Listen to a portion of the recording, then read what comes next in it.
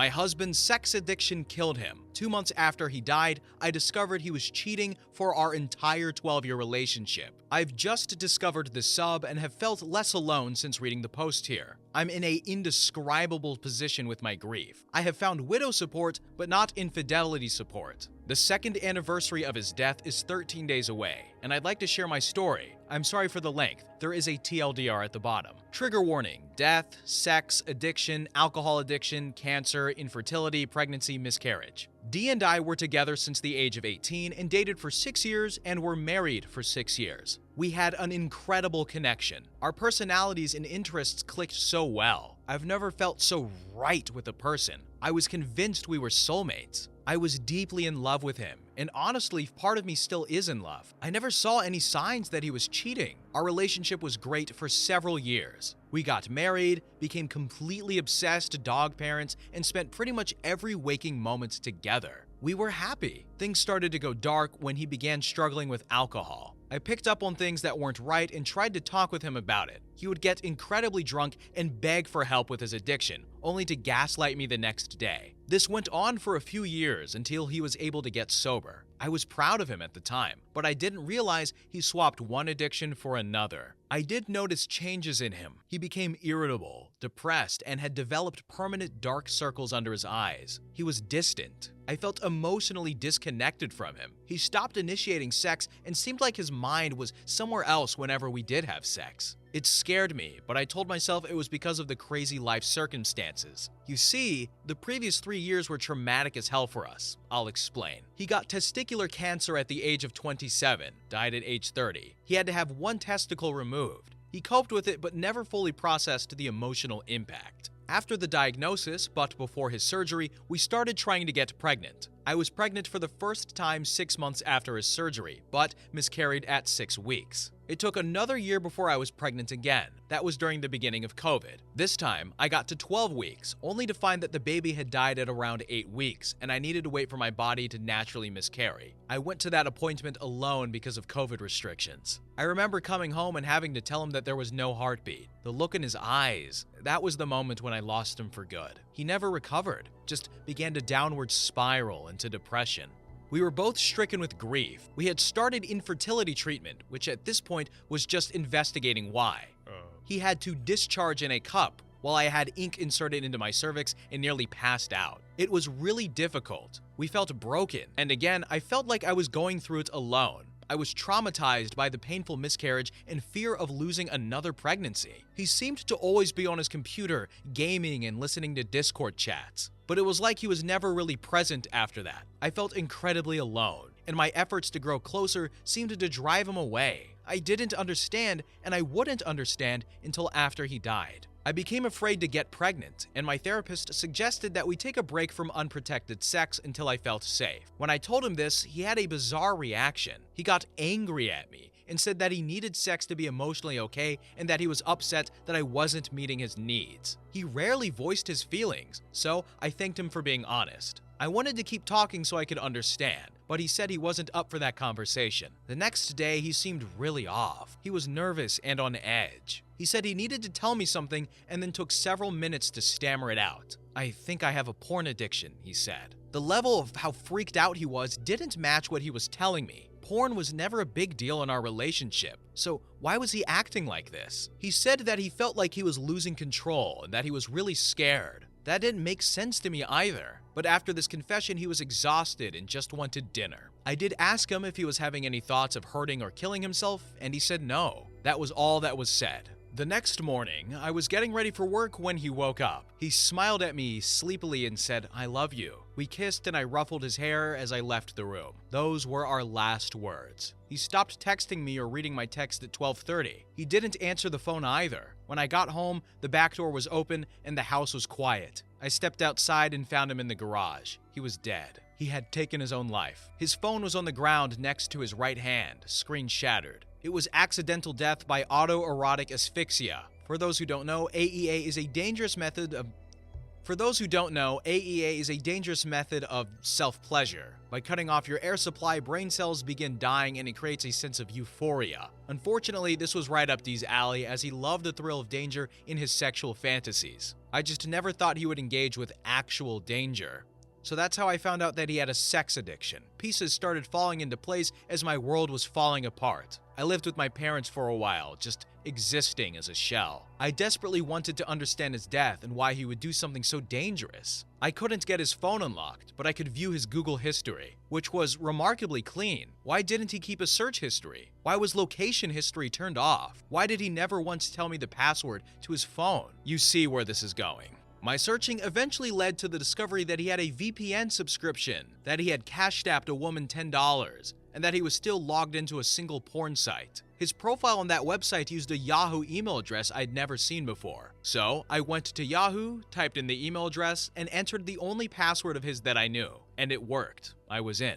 My heartbeat was beating fast as I skimmed email titles. Grindr, Ashley Madison, FetLife, Kick, other sites I'd never heard of, and finally Craigslist. The emails went back to our junior years of college. I was shattered. There were multiple posts complaining about me, how I wasn't good at blowjobs and I wasn't fun at bed. Mind you, this is after 12 years of me engaging in his fetishes to the best of my ability. It stung to read that he never appreciated me. Some said that I was amazing in every way except sex, so he needed an outlet to stay in the relationship. I also found hundreds of chat logs on Discord, Skype, Facebook Messenger, and Telegram. He did a roleplay with one man where he pretended to be hypnotized to forget all about me. As the roleplay got more intense, they said I love you and pretended Dee was going to move across the country for him. Another was an older woman while we were in college. He was texting her while I was asleep next to him. Then, while we were married, he had an online affair with a college student. There are just too many of these to count. I confessed my discovery to his mother, which might sound weird, but we were/are very close. She went weirdly silent, and then she slowly replied and said, "I thought he stopped doing that." Excuse me? What? She reluctantly told me that during winter break our first year of college, he had confessed to her that he cheated. He told her that he was lonely and homesick, and he turned to sex as a comfort. He met up with a guy, started giving him a blowjob, and then started crying and ran away. Apparently, he was in counseling the rest of that semester.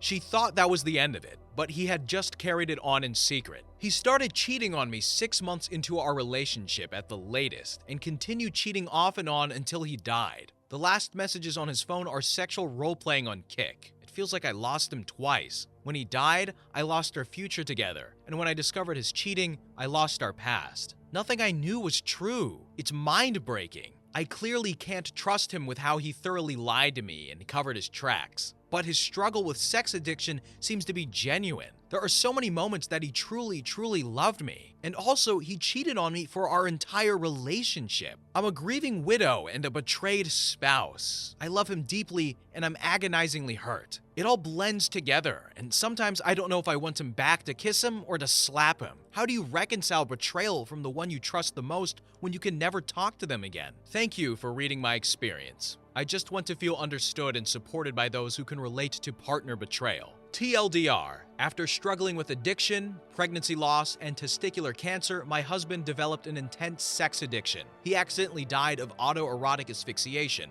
Afterwards, I discovered he had cheated on me for our entire 12-year relationship. Edit. Thank you for such kind words and empathy. Your encouragement brings me to tears. Many of you are asking me about therapy. My post is already so long that I didn't get into that, but I'm a huge believer in therapy and am a therapist myself. Thankfully, I was already seeing someone for infertility struggles. My usual therapist was on a maternity leave, but this one has also experienced infertility. She was also able to get me in the next day after Dee died. And incredibly, she told me that she had also experienced sudden partner loss. As I worked through the addiction and cheating, I learned that her husband was also a sex addict and that she specialized in sex addiction therapy. It was exactly what I needed at the time. I'm still in therapy and plan to be there as long as necessary. This woman writes like an author. I don't know if you guys know that, but her post was so eloquent. Sometimes these are written so horribly and poor that I loved reading hers, but also I felt bad for her because, man, what a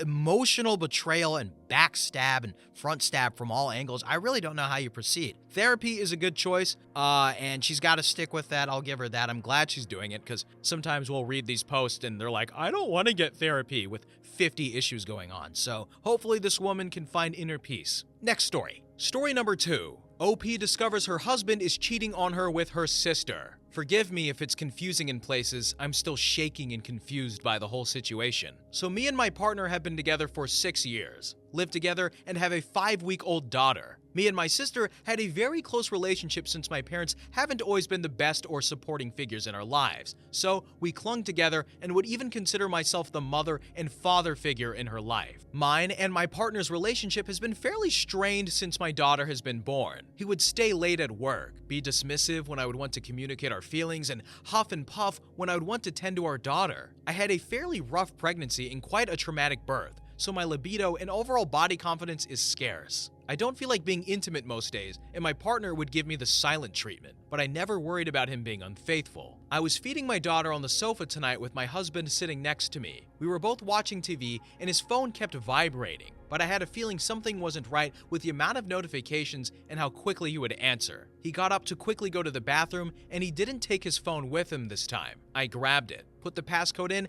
and had a look on who the messages were coming from. It was my sister. Before I looked at the messages, my heart dropped, and my heart was in my mouth when I started looking at the messages. There was nudes, sexting, and conversation on how I'm not putting out like I used to, which was a knife in my chest. They had met about 4 times, in which I realized was the times where I was taking myself to the doctor for scans and checkups and getting shopping for my grandparents done. I am beyond distraught. I have no idea what to do, where to go, and how to go about confronting them. I feel like my whole world has come crashing down. I've lost my husband and my sister. Update. A lot has happened since I last posted. A lot came out, a lot has been said, and now it's all out on the table. I called an aunt of mine after I posted and saw some comments saying I should have a friend or family member by. I packed my baby a bag, bottles, and stuff for a short stay with my auntie who's been close by for the pregnancy and knows how to look after my baby because I don't want my child in the house whilst I talk about this. My husband was confused and was asking why I was packing the stuff for her and not me also. I told him he will see. I texted my sister, come over right now.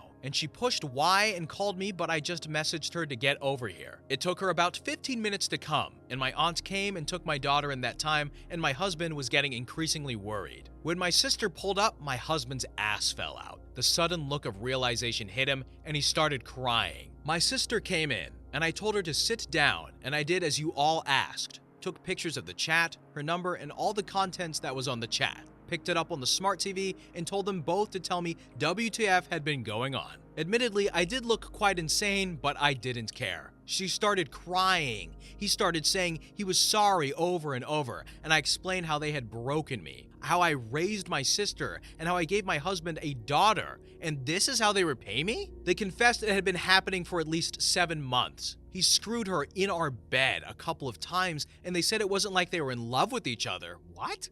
Getting a lawyer in the morning. He's confessed to kissing a coworker also. I'll be picking my daughter up in an hour, and he's currently packing his stuff while my sister is crying and begging me not to disown her. I'm ignoring it while I'm writing this. I really see I can only depend on myself in this time, and divorce is an only option for me because I don't want my daughter thinking men can do this to her. He's begging me, and they are both begging me, but I am not cracking. They made their bed, and they can lie in it. Thank you everyone for your support and kindness. Edit. I also highly suspect grooming of my sister when she was 15. Leaving rooms together and having a great bond. I feel very stupid for missing that and putting my sister in danger. I skipped the first commentary. I don't always have to give commentary, but I was like, I have to know what happens next. But oh my goodness.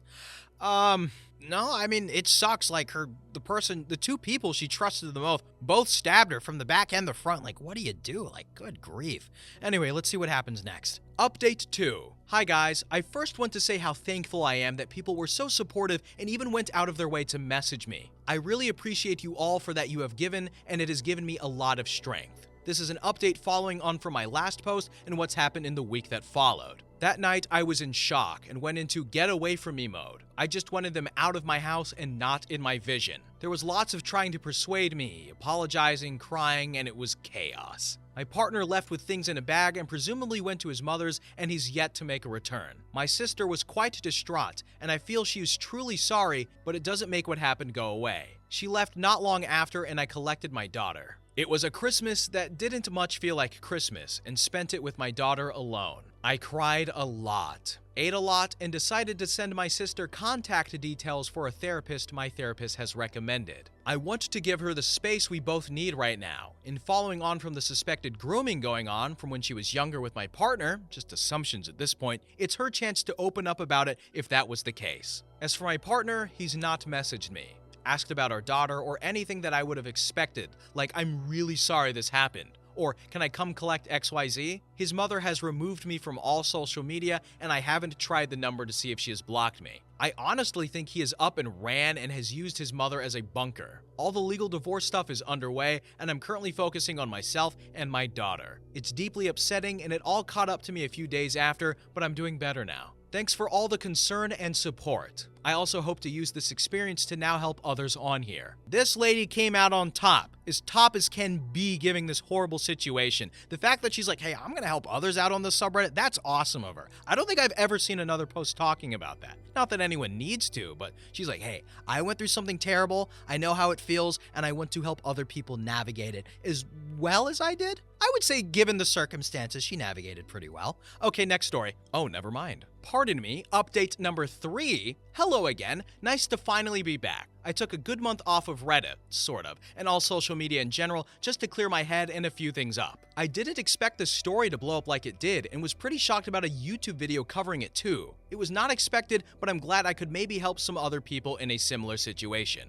Can I also just say I received 78 private messages from people with overwhelming amounts of support and advice since posting the first post, which seems to have disappeared for everyone but me? Some people messaged me that I was faking it and deleted it out of guilt. Well, it's still in my profile for me and don't quite know why it's disappeared, and I really wish I made it up, to be honest. But anyway, moving on. The divorce is up and running and he has signed the papers but won't come back to the house or see his daughter. Sister is a no-show too, and from an unpopular demand, I have tried to bridge the gap slightly, but with no avail. I am just accepting that he is literally up and ran and won't be back anytime soon. He has been messaging me with really worrying messages though. He asked if I was alone in the house at 3 a.m. one night. I said no because it just felt right to say that, because it was really strange to be woken up by that time and then nothing. He hasn't asked about our daughter or even the divorce proceedings. He just says hey now and again. But I'm keeping low contact for now, so not replying often and to only important things. He hasn't overly attempted reconciliation, not that I want to, he's just acting off. He's messaged me, it's time now one day, then nothing for a few days followed up by hey again. There's messages that have been removed from him that I didn't see, but they're usually at like 3 to 4 a.m. You know when you can feel someone's personality through text, especially when you've known someone for a while? I can't really explain it, but it's really weird, and it's like he's a different person. My daughter and I are loving life right now and are just thriving. I just really want to know your thoughts on these random messages though. I'll give you my thoughts on those messages. Creepy, OMG, WTF, BBQ, what is going on? That is so weird. Hey, are you home alone at 3 a.m.? Answer right now. Like, what? On serious note, I hope that there maybe is an update on what happens to the guy, because it seems like he's emotionally unstable right now. I don't want him to do anything to this woman or the child, so hopefully that gets resolved, because I would be like, is he out in the street? Is he waiting for me to be home alone? I don't know. Emotionally unstable people can be dangerous. Okay, I'm done. Bye.